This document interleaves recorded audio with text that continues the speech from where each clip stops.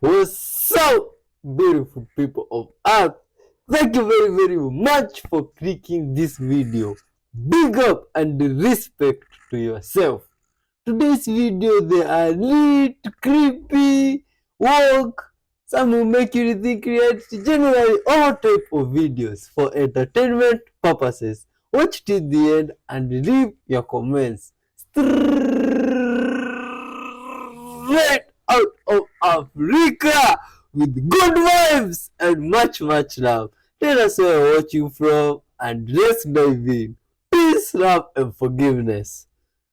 If you eat blue and purple foods like blueberries and purple sweet potato, you get anthocyanins, which is an antioxidant associated with better brain function, better memory, and a lower risk of neurological disease. If you eat white foods like onion and garlic, you get flavonols and an antioxidant such as allicin, which is associated with better immune system function and better circulation. If you eat foods that are red, like watermelon, tomatoes, and raspberries, you get an antioxidant called lycopene, which is associated with better blood pressure, a lower risk of heart disease, and a reduction in sun-related skin damage. If you eat yellow and orange food, like pumpkin, oranges, and lemon, you get specific carotenoids, which are antioxidants that are associated with better skin, better eyes, and are natural anti-inflammatories. And if you eat green foods like broccoli and leafy greens, you get chlorophyll and isothionates, which are associated with a reduced risk of cancer and better estrogen metabolism.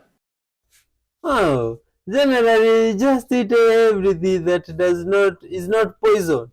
It might be good to your health. What is this thing now? Have you seen the Bible written on snake skin? Snake skin? Oh my God! Oh, who did write the Bible on snake skin? Huh? Who are these people here drawn on the Bible that we are hearing? Is this even the Bible? Oh my God, this must have been a very big snake. Maybe a python, anaconda, or something very big. If all this is its skin, oh my God. Oh, RIP to it, man. It died for a better cause, maybe. Because you see, this skin now is used for a better purpose. It's still there up to date. I don't know. You tell me if it's still there. You can tell us in the comment section, guys. This is really crazy. Oh my God. Huh. Who made this? Oh man.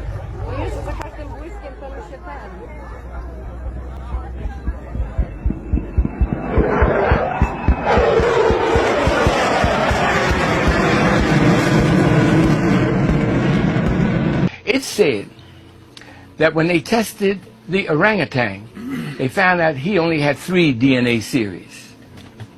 When they tested the gorilla, they found that the gorilla has 4 DNA series. He's a little smarter than the orangutan. They tested the chimpanzee, which is an ape, and found that he had 5 DNA series. Then they went all into the different races of the world. They went into Europe and tested the DNA series of the English, the French, the German, the Spanish, the Russians, and found they had 6 DNA series. Then they put all of this, what they found from around the world, on a map. It's called the intelligence map of the world, because they tested 116 different human groups and found their DNA series numbers. All of them, all over the world, have 6. And they showed that the English have only 6, and all into Europe, only 6. Went over into Japan and China, and they only have 6. Over into America, which is predominantly European, and they only have 6. Then they came to Africa. But when they came to Africa, found out that the African people have 9 DNA series. From here, just below the Shanghai Empire, down to the foot of Africa. All those 10 nations, of which African Americans descended from one of them. We have 9 DNA series, the greatest possibility of genius in our group. Now it's answered this age-old question. How can a people survive being told they're nothing for 400 years, never allowed to learn that they came from beautiful cities and told they came from a jungle? How could a people survive? How can a people become champions in everything they touch? Because they have 9 DNA series, while the rest of the world has only 6. Oh my God! Now that's some hard to fathom piece of information. But anyway, this 16 years. entertainment. It's probably 3 years old when I got it. It's been in the ground for 13 years.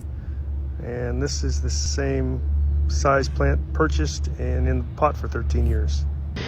This is just beautiful.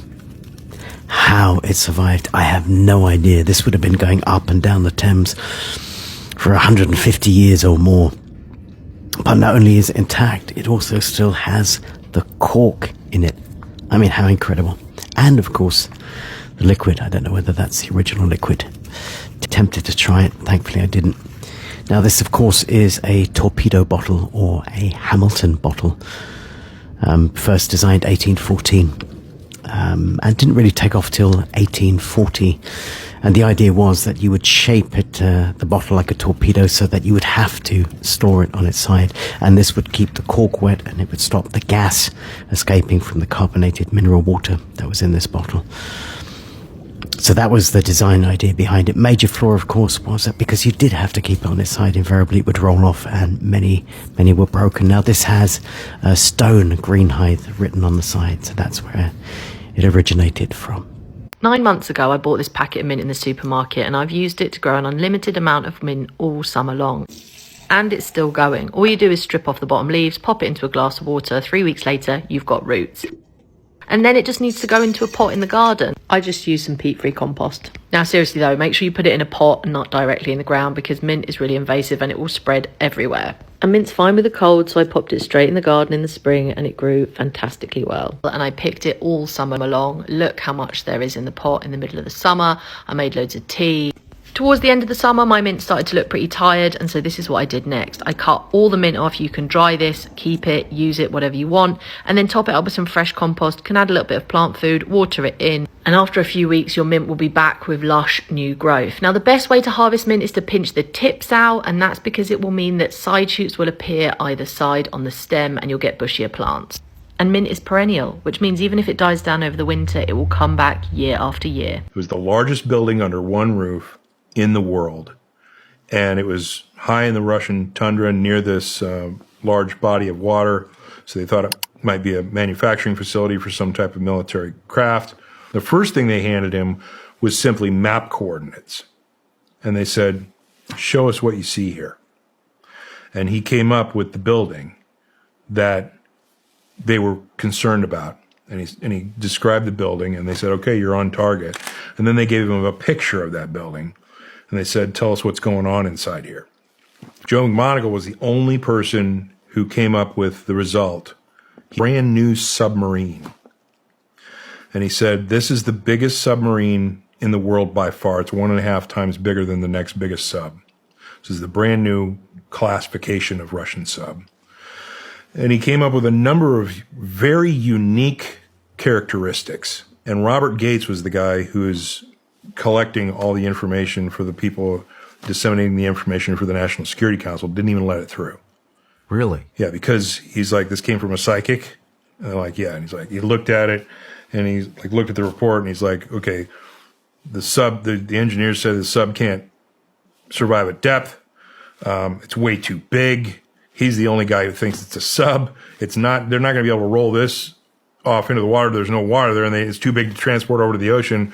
So he wrote total fantasy on top of the report and sent it back to Joe at Meade. And so he took that total fantasy remark and he wrote under it, He went back into a meditation and he looked at the sub again. He looked how far along was it. And he made an estimation of how long it was going to take to launch this thing. And he goes, yeah, well, your total fantasy launches in 112 days. Send it back to Robert Gates at Meade. And so they tasked a satellite to do a flyover at 114 days from that date that he said 112 days. And they snapped pictures of the Red October submarine, 7 stories high, 75 feet wide, almost 2 football fields long, canted launch tubes, special propulsion, the whole thing. He nailed it all. Are you serious? Yeah. 2 cylinders separated with flat pieces in between, right next to a brand new canal that they built right next to the building in from the sea, so they could roll it off into the water. Oh man, that's now fascinating. Oh, let's see. What's happening here? Oh. Okay, which seed is this? What? 2 days, 3 days. Oh my god, this is now interesting. 5 days, and after 6 days it is up. 7 days. Oh, this thing might be fully grown after some few months. 9 days. Oh, this is very interesting to see the growth, the gradual growth of this thing. This is so nice.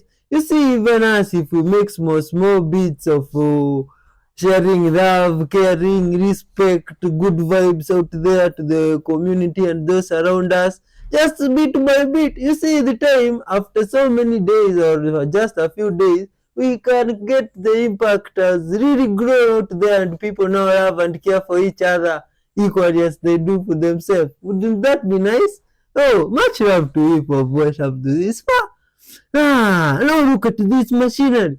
Oh no, this is a crazy, what do you call this? Is this even a lorry or a truck?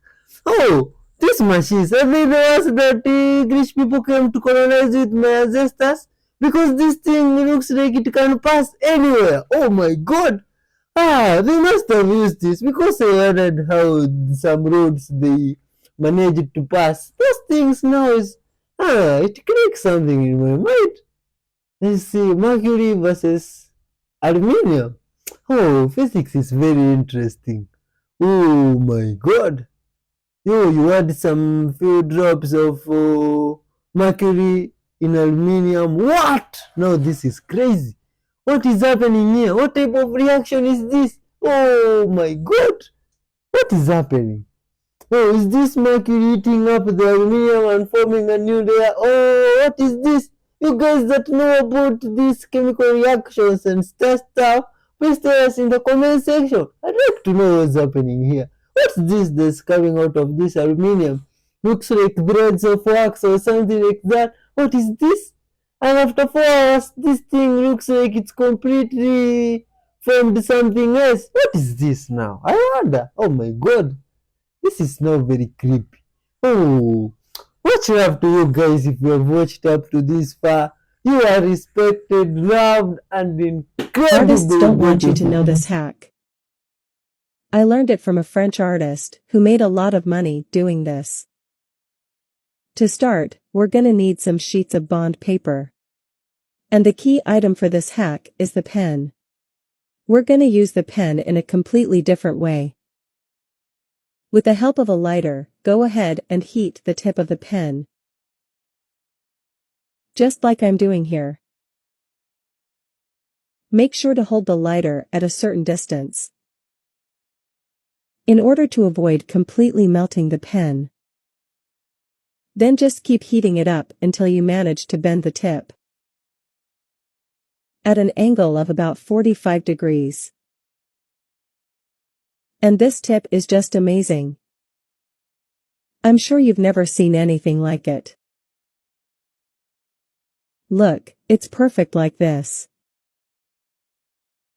Now, we're gonna need some paper clips and attach them to the ends of the sheets. Remember, it's best to leave a good amount of paper so it doesn't tear. This tip will amaze your whole family, including your little ones, as it's also a lot of fun. After attaching all the sheets, now we're gonna need an electric screwdriver. Go ahead and put the pen into it. And then just secure it. But don't tighten too much, just enough to hold the pen in place. If you tighten it too much, it will break. Once that's done, place the sheets on a flat surface. Here, I'm using a notebook. Now our hack is ready to go. You can already create different drawing patterns. Look how cool. We can make different shapes and colors. Like I said, it's not only beautiful, but also a lot of fun.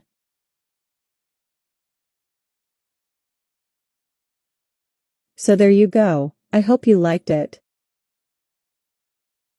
Try this at home, I'm sure you're gonna love it. Thanks for watching, and see you in the next video.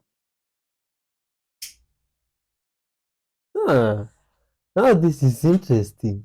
I didn't know that, man. Oh, you guys. Oh, much love to this human that shared this video. I just learned something.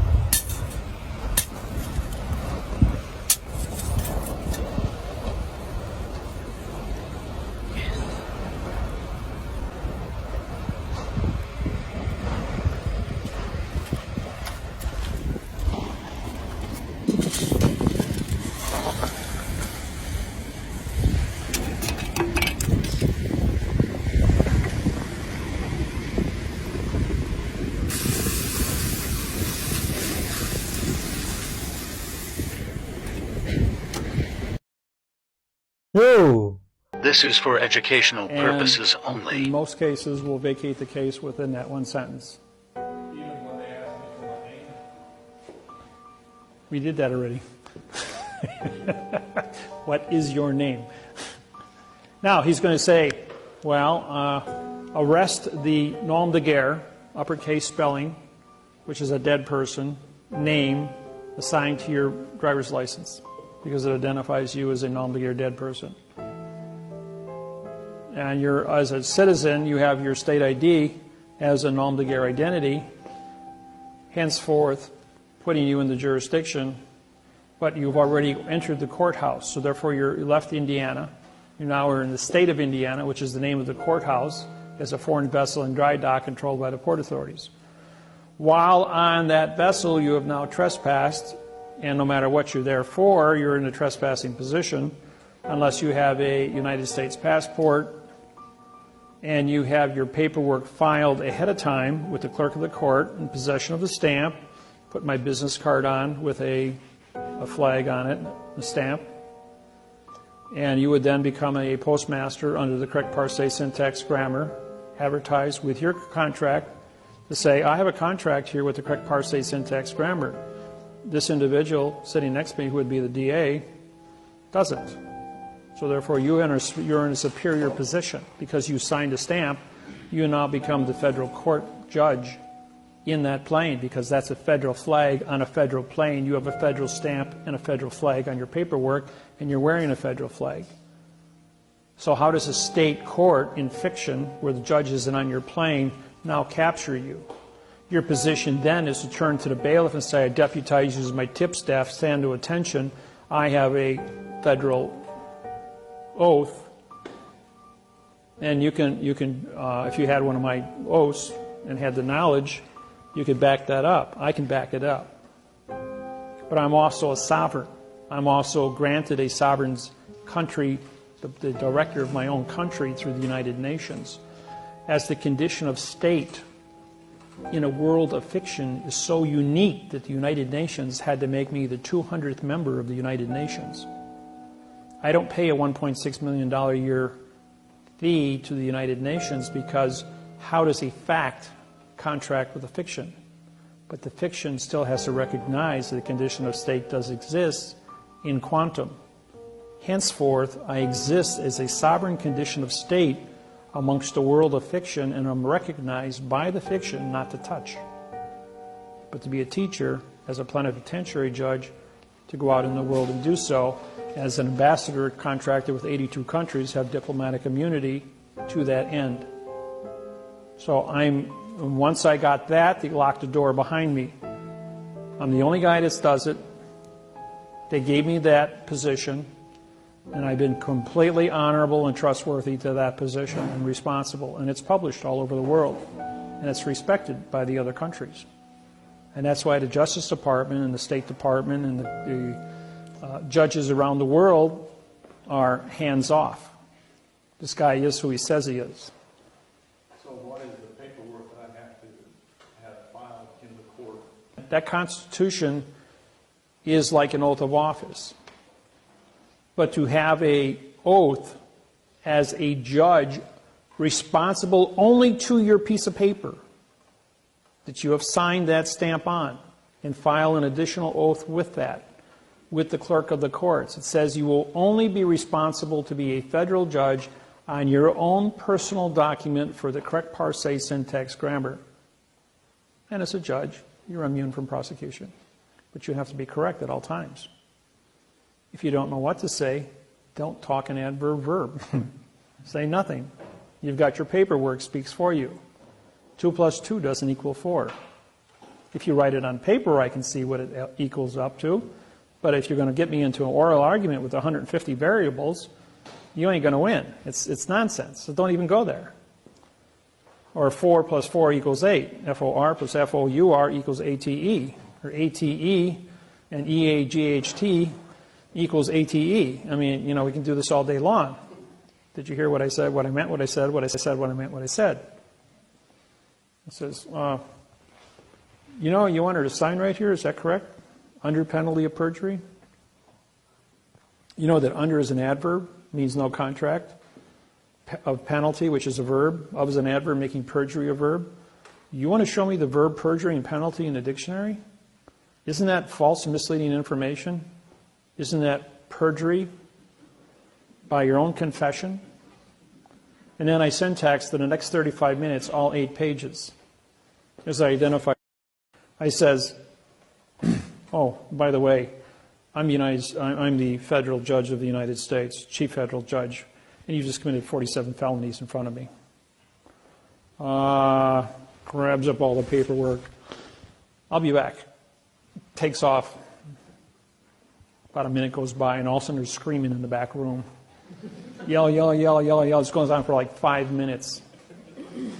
Then the supervisor in Miami, IRS, sticks his head out. Oh, Judge Miller, you're here.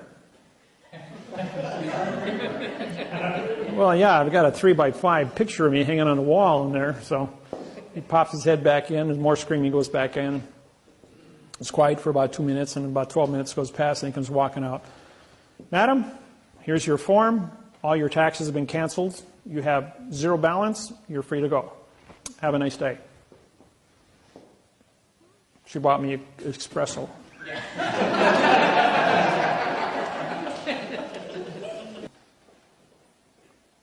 Aflac, paycheck. He knew that if he went back and changed time, the company wouldn't exist to pay him his paycheck. So what did he do? He knew what the 6 winning lottery ticket numbers were going to be when he came back. So he wrote them down and put them away 6 days earlier. So when he got there, he'd have a paycheck for $15 million. Kind of a cute ending to a great story. Point is, information is the most powerful thing in the world. If you study and you become proficient and you acquire the gift of syntax, you will know how to answer the questions and save people's lives and make a difference. I do it all the time. I do it as a parlor trick. Maybe 1 out of every 20 people actually pay me to do my job. The rest of them, you ask me a question, I just pop it off to you, have a tape recorder, and I'll give you all the answers you want as fast as you can. That recorder can record. Because if you try to write stuff down, I'm not going to repeat myself. If you want to get in a conversation with me, you better have a tape recorder running, because you're not going to believe what you hear in the next 5 minutes, because it'll take you a month of research to pull it out of the dictionary. Those that know me, those that have done business with me, know that once you get into bed with me, I take care of you. I answer your questions. I'm on the phone, available from 3 a.m. in the morning, all the way from, or rather, from 7 a.m. in the morning till 3 a.m. in the morning. 20 hours a day I'm there available, 7 days a week, 365 days a year. How many judges do you know you can call at 2 a.m. in the morning that's going to answer the phone and give you an answer to a problem? I'm there. I do it all the time. But only the people that are supposed to be there and talk to me get through on the phone.